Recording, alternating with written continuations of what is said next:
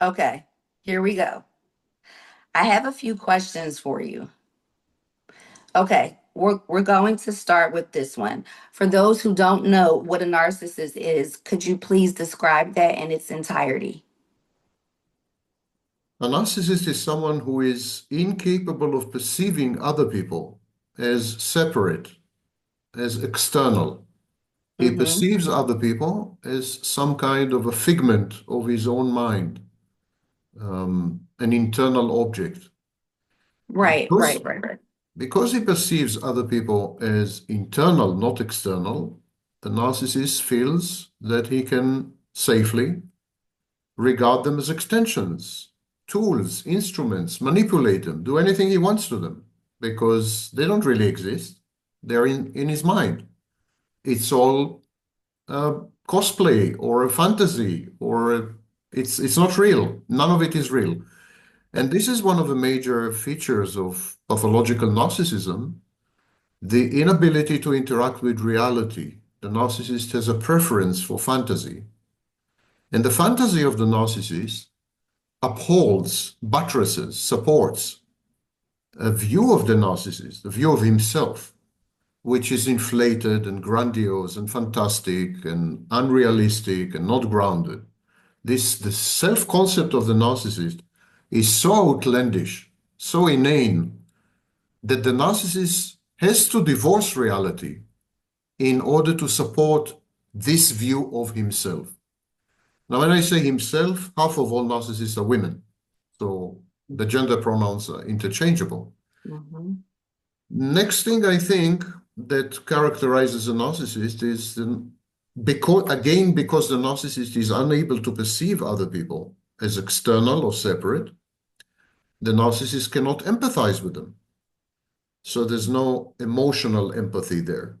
The narcissist is able to analyze other people, make sense of them, create a theory on what makes them tick, map out the vulnerabilities and weaknesses and frailties of other people, but the narcissist is unable to react emotionally to any of this information. And finally, the narcissist is unable to access positive emotions. Narcissists have only negative emotions. We call this condition negative affectivity. So the narcissist is capable of rage, envy, or hatred, but the narcissist is not capable of love or similar positive emotions. There are other features, other clinical features, but I think these are the key features in narcissism. Hmm. That's interesting. So you say that they're not capable of love. And then you had also mentioned the shared fantasy, not in the description, but you mentioned the shared fantasy. Could we discuss a little bit about the shared fantasy? Yes, the shared fantasy is very simple. It's when the narcissist takes his own fantasy Mhm. and imposes it on someone else. And by imposing it, he renders it a shared fantasy. Now, the imposition doesn't have to be coercive. It doesn't mean that the narcissist violently and aggressively intimidates other people into the fantasy. But the narcissist has a multiplicity of manipulative techniques which affect the minds of targets, and renders them more vulnerable, more susceptible to the alleged attractions of the fantasy. So Mm. the narcissist penetrates the target's mind, he entrains her. In other words, he synchronizes his mind with her mind. This is not a conspiracy theory. This is a fact. It's called entrainment. It was discovered about 12 years ago. Okay. So using verbal cues, verbal abuse especially, the narcissist synchronizes his brain with the target's brain. Then he's able to penetrate the target's brain and install an introject. An introject is a voice. So then you have the narcissist's voice inside your head. And what the narcissist then proceeds to do He baits you, he bribes you into the fantasy. And he does that in two major ways. The first, he grants you access to his ostensible inner child. So he lets you see him or perceive him as a child in need, a crying, tormented, hurt child who is in need of protection, in need of love, in need of compassion. And that's irresistible. It's an irresistible proposition. When you see the narcissist as a child, you are drawn to the narcissist. You want to protect him, you want to hold him, you want to contain him, you want to wipe away his pain and his sorrow and make it right again and heal him and fix him and save him and complete him and so on. So So this is be the his first bait. mother. Sorry? Be his mother. Be his mother, yes. I've just described the mother, actually. Right. In clinical terms, this is called secure base. You want to become like a secure base, but which is a mother, essentially. Okay. And the second bait, I mentioned that there are two ways, two lures. So the second bait is to idealize you, to create a version of you which is perfect. In this fairy tale version of you, you are hyper intelligent, you're drop dead gorgeous, you can do no wrong, you're irresistible, you're Right. everything. And then the narcissist grants you access to this image of yourself. Now, this image of yourself is false, but it's also irresistible. And you get addicted to it. You want to see yourself this way time and again. And the only person who can grant you access to this idealized image of you is the narcissist. So it's like the relationship between a pusher and a junkie. Right. You become addicted to this version of you. These two baits lure you into the shared fantasy. And then the shared fantasy is a narrative, it's a story, it's a movie, like a movie script. And within this movie, the narcissist is the director and the superstar, of course. And within this movie, the narcissist is also idealized. He is perfect. He is brilliant. He is omniscient, all-knowing. He is omnipotent. He is all-powerful. In short, the narcissist is godlike. And within the shared fantasy, you are supposed to provide the narcissist with several functions. I call them the 4 S's. The 4 S's are sex, safety, your presence as a mother figure, as a maternal figure, safety. Services, all kinds of services. You're his driver, you're his personal assistant, you're his cleaning lady. I mean, you name it. And finally, supply, narcissistic supply. Or if he's a sadist, sadistic supply. That means you have to be his willing victim. So these are the 4 S's, and you're supposed to provide the narcissist with 2 of the 4 S's. If you provide him with 2 of the 4 S's, you qualify and you pass the job interview, you're in. Right. And then there is the shared fantasy. The shared fantasy unfolds and unfurls, and within the shared fantasy, your job is to tell the narcissist, to inform the narcissist, and to confirm to the narcissist that his godlike self-concept, his godlike perception of himself is actually real. It's true. He is not hallucinating. It's not an illusion. He is not self-deceiving. It's all absolutely true. So if he considers himself to be a genius, your role is to tell him what a genius he is, repetitively. And you are supposed to inform him, you're supposed to be the living proof that his false self is not false. All this grandiosity, all this inflated, fantastic, crazy self-concept is what we call the false self, because it's a substitute for a real self. Whereas normal people, healthy people, they have a functional self from early on in life. The narcissist was unable to develop a true, functional, real self as a child because of the environment he grew up in. So instead, he invents an imaginary friend, which later become a divinity, a deity, and then he merges with his divinity, with his deity, becomes one with it.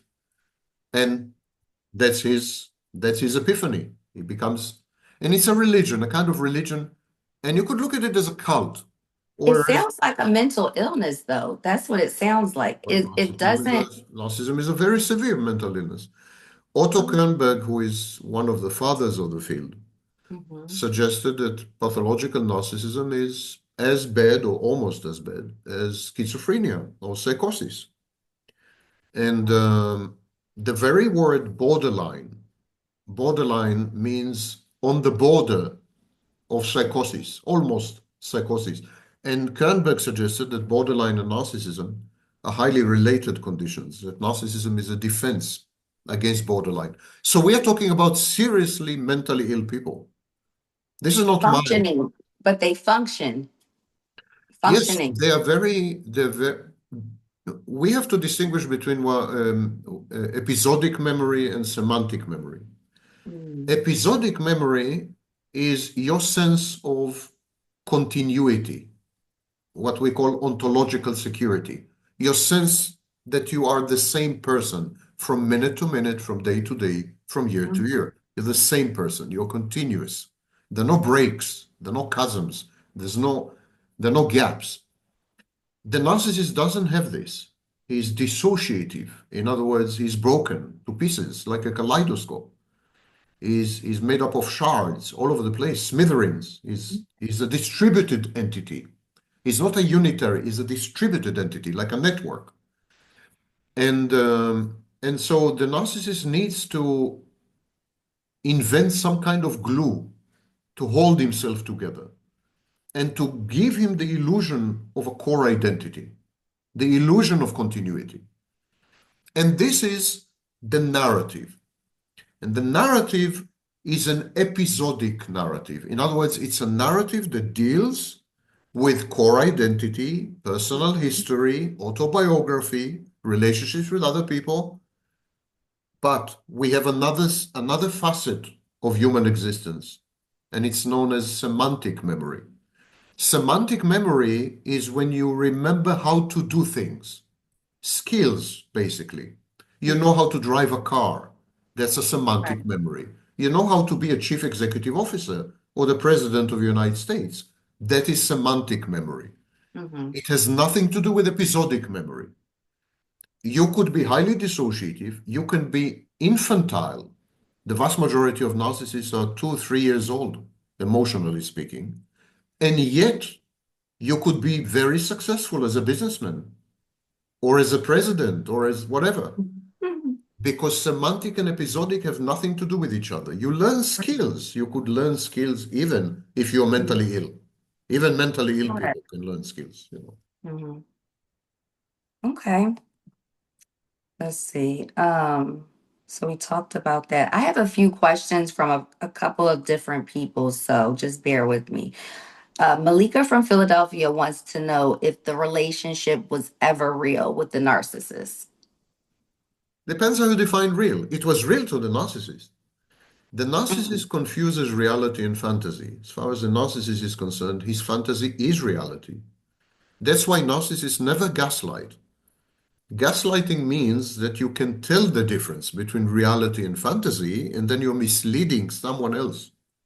But Mhm. you cannot mislead someone if you're a true believer.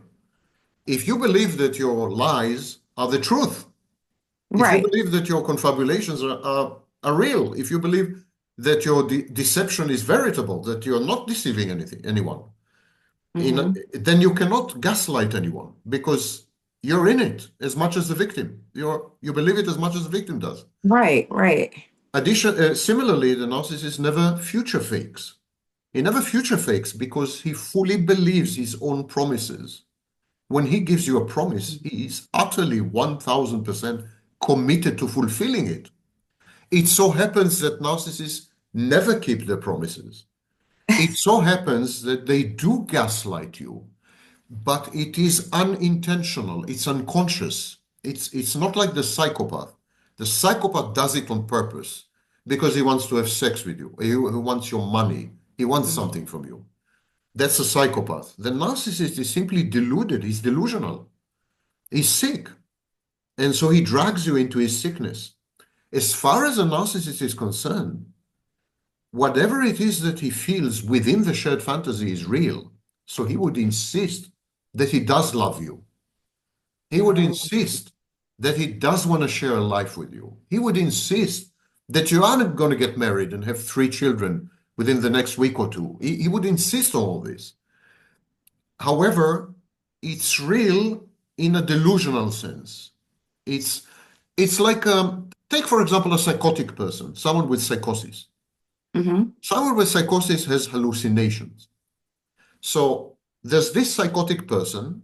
He walks the street and he says, "Oh my God, here's Jesus Christ. I see him." Mhm. Now, this kind of person believes in it. He believes that he is witnessing Jesus Christ crossing the street, Mhm. you know? And if you were to confront a psychotic person, he would utterly refute your refutation. He would say you're wrong. How come you can't see him? He's there. He's standing or floating or whatever. He's there. Same with the narcissist. Same with the narcissist. If you tell the narcissist your love is not love, it's something else, but it's not love, he would dispute this. If you tell him that the fantasy is a fantasy, it's not reality, he would tell you that you're crazy. So Mhm. it's real to the narcissist, but it's not real in any healthy, normal, meaningful sense. Right. It should have never been real to you. So when the narcissist comes in, they already know from the beginning that it's going to be the same exact cycle. Like they come in, they do the whole No, love. So they don't know. no, no. Okay. The narcissist keeps hoping against hope that Okay. this time the resolution would be different. You see, the narcissist reenacts early childhood dynamics time and again. He is looking for a mother. It's a baby. It's a toddler. Hmm. Most narcissists are 2, 3 years old, psychologically speaking. Most. Some of them are 6. Like the very mature ones are 9 years old. And Hmm. they're looking for a mother substitute, because their original mother has failed them one way or another. And so they're looking for a mother. And then they find a mother and they say, I'm gonna have the right childhood with this mother. It's gonna be good. It's gonna be good this time. It's gonna end well. I'm gonna resolve this as it should have been resolved originally. I'm not gonna fail this time. So there is this hope against hope, this desperation. The narcissist is a child in grief. It's a child who's been denied its basic needs very early on in a variety of ways, each mother in its own dysfunctional way. Right. So it's a child that's been denied. And it's a child in grief. Narcissism is a prolonged grief disorder. The Hmm. narcissist grieves. Narcissist grieves the fantasy. Narcissist grieves the lost mother. The narcissist grieves what he could have become and would never be. The narcissist wants desperately to become an adult. It's a child, and the normal propensity, the normal drive of a child is to Hmm. grow up. That's what all children Right. do. So he's a Hmm. child and he wants to grow up. He doesn't know, or he doesn't accept, that he will never grow up, that it's a doomed quest, and that no one can help him. And so Hmm. he expects you to help him in the shared fantasy. Then you fail inevitably. Then he's angry at you, as a child would be angry at a mother who fails him. So it's very much the victims of narcissistic abuse and people who have shared a fantasy with a narcissist. They insist that the experience is the equivalence of motherhood, the equivalent of motherhood.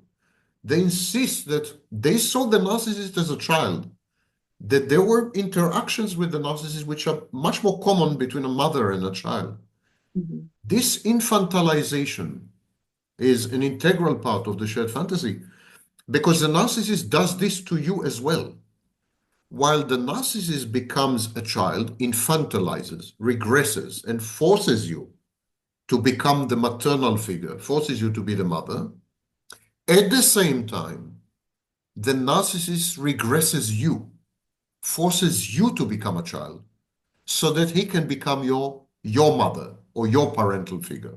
You Right. become each other's mothers, each Mm-hmm. other's parental figures. And this is why it is incredibly difficult to terminate the relationship with a narcissist because you are not only breaking up romantically, you're also giving up on your child Right. and you are giving up on your mother.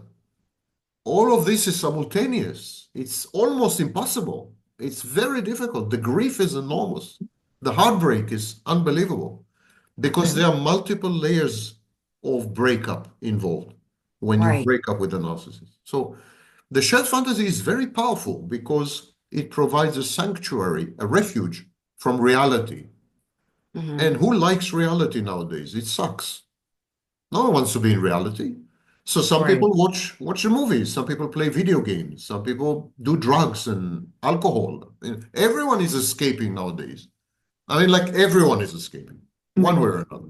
So, Professor, does a narcissist know that they're a narcissist? Like, do they know that something is wrong with them, or do they think that this is all just everything is just normal? First of all, you can call me Sam. It's shorter Okay. than Professor. Okay. Second thing, in answer to your question, Mhm. narcissists are fully aware of their actions. They're fully aware of their choices and decisions. They know exactly what they're doing. Wow. Moreover, in the vast majority of cases, a narcissist would realize the impacts and the outcomes and consequences of his or her actions. So a Hmm. narcissist would know that what he's doing is going to hurt you. He just wouldn't care because Right. he comes first. The priority is the maintenance of the self-concept. We call this self-enhancement. So the priority is self-enhancement and the preservation of the shared fantasy. And you are just a sacrificial lamb. If he needs to sacrifice you to Mhm. maintain his self-concept, to resolve his early childhood conflicts, to preserve the shared fantasy, he will sacrifice you. No second thought. And he is aware of what he's doing and he knows exactly what he's doing to people. I will prove it to you easily. When a Okay. narcissist goes to prison, all narcissistic behaviors disappear, vanish. He's no longer a narcissist in prison because a narcissist is in prison is a dead narcissist. If you Okay. behave that way in prison, you're dead. Right. Like you have a life expectancy of 2 weeks. Right. Oh my goodness. So when they go to prison or jail or whatever, Mhm. they instantly drop all the narcissistic behaviors. Suddenly, they're normal, healthy, or even nice people, kind people, whatever. They are no longer narcissists. So you can see that is a choice, it's a decision. Okay. And this is the behavior. But this is not to be confused with self awareness. The narcissist is aware of what he is doing, he is not aware of why he is doing what he's doing. So there's no Mhm. awareness of motivation, psychological dynamics, attitudes, none of this. There's no access to the internal world. The narcissist is, in this sense, totally unself-aware, but he doesn't know what he's doing. He's not, in other words, he's not legally insane. We have the insanity defense. Mhm. Insanity defense is I couldn't control my actions or I didn't know what I was doing. I couldn't tell the difference between right and wrong. That's not the case with narcissism. He knows the difference between right and wrong. He knows exactly what he's doing. He knows it's wrong. He knows it's going to hurt people. He knows everything. He just doesn't know why he's doing this. It's compulsive. It's stronger than him. And he is mired in a delusion that justifies all this. The delusion is self-justifying. It tells the narcissist, this delusion informs the narcissist that it's okay to do what he's doing, that Mhm. he is a good person in doing what he's doing, or if not good, efficient, that it's a positive thing. The delusion is restores what we call ego syntony. In other words, the narcissist feels good with himself. He feels comfortable with himself. He doesn't feel that something's wrong with him, ever, by the way. He never feels Okay. remorse or regret or shame or guilt. Narcissism is a strong defense against shame. Only when narcissism crumbles in a highly rare and unique situation known as narcissistic mortification, only then does the narcissist experience briefly shame. So can they change in that moment? It's a window of opportunity, Okay. but unfortunately, well, you need the presence of a professional to take advantage of it, but Mhm. there is something else that prevents the narcissist from real transformation. Narcissism mortification is a very, very interesting situation, condition. Mhm. It's when the narcissist is abruptly, unexpectedly humiliated, shamed, debased, and exposed, typically in public, in front of people that he cares about, like peers. Mhm. Typically, doesn't have to be, but typically. So then all the defenses crumble. All the lies, all the delusions, all the prevarications, all the confabulations, all the narratives and stories and movies, it all falls apart, crumbles to dust. Because Mhm. the onslaught of the criticism, shaming, humiliation, disagreement, rejection, abandonment, the onslaught, betrayal, the onslaught of this is so powerful that it vaporizes the narcissist's defenses. And this process is called decompensation. The narcissist decompensates. At that point, the narcissist has no defenses from reality. He is skinless. He has no skin. And then reality charges in, intrudes, and converts the narcissist into a borderline, someone with emotional dysregulation, someone who is volatile, someone who is super fragile, a borderline. So can they vacillate between the two, like borderline and So then then the narcissist? narcissist embarks Mm. embarks on the task of recreating his self-concept and grandiosity and everything from scratch. And Mm. succeeds. In 100% of the cases, the narcissist succeeds. But there is an interim period where the narcissist has suicidal ideation and emotional dysregulation, which are the two critical hallmarks of borderline personality disorder. So he becomes a borderline for a while. Right, right. But because he's a borderline, he's not amenable to treatment.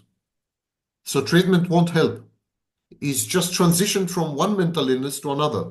Hmm. There's no situation where he's open to healing or because he just replaced one mental illness with a much Right. worse The one, maybe. next. Okay. Wow. Okay. This is a lot. Okay. Let's see. What else did I want to ask you? Um, If so we if talked you about, if you've yes, spent time with the narcissist, I have you for you sure. you have peered, you have looked the outer darkness in the eye. You've been Yes. exposed to the outer darkness. You've been exposed to the oblivion of Hmm. deep space. Of you have visited a black hole. You have been Definitely. consumed and spat out, and this is an experience. And so some religious people, they would use the word evil. Let's say you've Mhm. been exposed to evil, the reification and manifestation and embodiment and personalization of evil. And evil is not a psychological term. It's moralistic, religious term, and so on. But at least it captures the experience because this is what the feeling is, that you have been contaminated somehow. Right. You've been tainted, you've been dirtied, you're dirty now. Yes. You need to wash yourself like 1,000 times, and there's something rubs off on you when you're exposed when you spend time with a narcissist. It's contagious in a way. And it is an experience that defies the language of clinical psychology. I created most of the language in use today. Many of the words you are using, even Right. unbeknownst to you, I invented them. And yet, I consider myself to have failed. I think I've failed. I I don't don't think think so. any language can capture this experience. I don't think this experience can be captured with language. I coined the phrase narcissistic abuse in the late 80s. And I thought maybe I succeeded to capture the essence, but there's no way to capture the essence because the experience is not confined to psychology. It It's has other mortifying. dimensions. Sorry? It's mortifying. Yes, The it's. experience in itself is mortifying. I think And I you come face to face with your own possible annihilation. The narcissist needs to negate you. He needs to convert you into an ancient Egyptian mummy. He needs to take away your vitality, your independence, your agency, your personal autonomy, because they all threaten him. but He why? because he has created an internal object. He has created an image of you in his mind. And this Mhm. is the process that I call snapshotting. And it is known in psychology as introjection. So he's created an avatar in his mind that represents you. But then he continues to interact with this internal object, not with you. And the more you deviate from this internal object, the more you diverge from this internal object, the more threatening you become. You're threatening his inner balance. Because if a narcissist is an image of you, an avatar of you, a snapshot of you, Mhm. as you are right now, this very second, let's say. And then the next thing, I don't know, you change your hairstyle, you change Right. your eyeglasses, you have a new friend, you have a new friend, you that moment, or you travel, or you find a new job, or whatever. That moment, you drifted away from the internal object. The internal object is fixated. Hmm. And as you drifted away, as you drift away from the internal object, you're threatening it. You're threatening the cohesion and the functionality of the internal object. You're threatening the narcissist, peace of mind. So you Hmm. become the enemy, become a persecutory object. And he has to kill you metaphorically, of course, not physically in Right, right. majority of cases. But he has to kill you metaphorically. He has to deanimate you, take away your animation so that you're no longer threatened. There's a famous movie by Hitchcock, Alfred Hitchcock, Hmm. the movie Psycho. In the movie, it's a 1960, I think. In the movie Psycho, there's this guy, his name is Norman Bates, and he Right. has a motel. He runs a motel somewhere. Hmm. And there's his mother. He killed his mother. He literally killed her. Hmm. So he's killed her and then he mummified her. He embalmed her. And then every morning he comes to her bedroom where the mummy is, not mummy with a O, mummy with a U, like the Hmm. ancient Egyptian Right, mummy, right. where the corpse is, where the body is. And he takes her out of bed and he washes her and he puts her in a chair facing the landscape, the outer court. Every evening he comes back, he takes her out of the chair, he washes her, puts her to bed, kisses her forehead, and that's it. This is the ideal partner of the narcissist. An ancient Egyptian mummy sitting on a chair all day, in bed all night, unlikely to challenge him, disagree with him, criticize him, have a life of her own, have friends, have a job, be independent, have agency. All these are no-nos in narcissism. Mhm. They're not good for the narcissist mental health. So that's why the narcissist ends up devaluing and discarding all his partners basically, because So, as a maternal figure, if you deviate from the internal object, you betray the narcissist. You are a mother that betrays him. mhm. And initially, there's this concept of narcissistic abuse, which, as I said, I was the first to describe, and for a very long time, I couldn't figure out why would the narcissist abuse his chosen intimate partner, so Mhm. soon? Like, why so soon? Why not like after Right. 4 years or 7 years or whatever? And Mhm. then it occurred to me, if the narcissist sees you as a mother, he has to test you. He has to make sure that you love him no matter what, that you So would they love him abuse you. unconditionally. So he pushes your buttons, he abuses you, Right. misbehaves, and is testing you, he's monitoring you all the time. If I do this, if I cheat on you, would you still love me?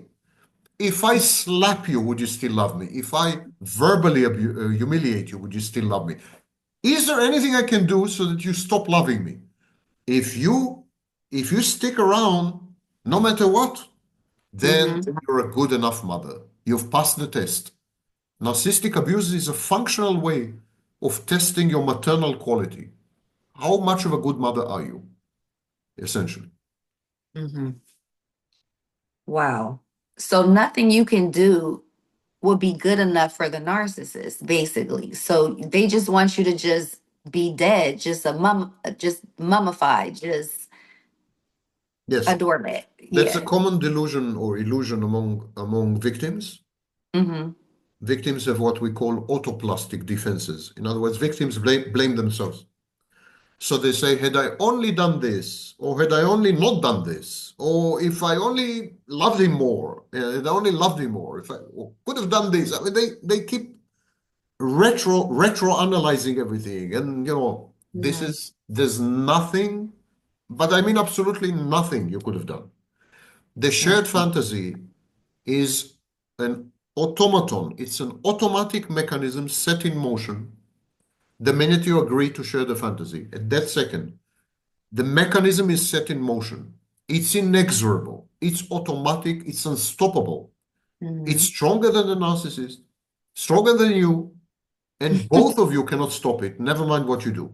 So, I mean, stop analyzing and cross and blaming yourself and feeling guilty and what if, counterfactual history. What if Mm-hmm. I've done this or haven't done this? It's nonsense. Right. It's a waste of time.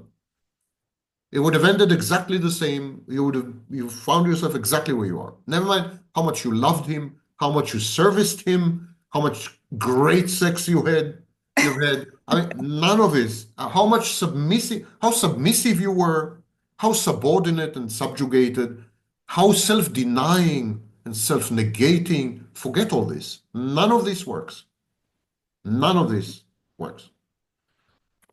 Well, Professor, I guess that is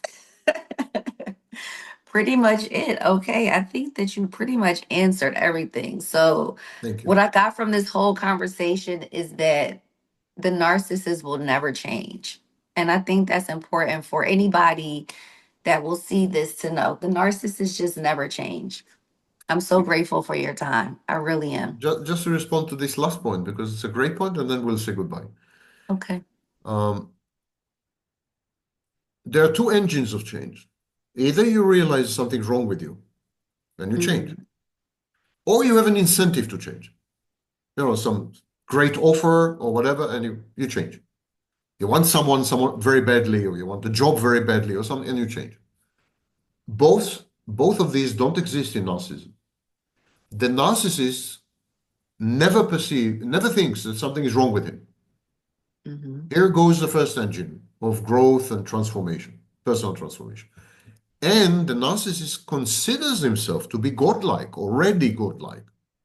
No one can make him an irresistible offer. He already is everything. He Mhm. cannot learn anything. He cannot improve. He cannot experience positive emotions like love and joy. And so, in narcissism, there are zero incentives to change, and all the incentives to keep going as you are because you're God. You know. Okay. Well, thank you for your time, Professor. Thank I'm you. I truly hope I grateful. haven't overwhelmed you. No, I'm traumatized.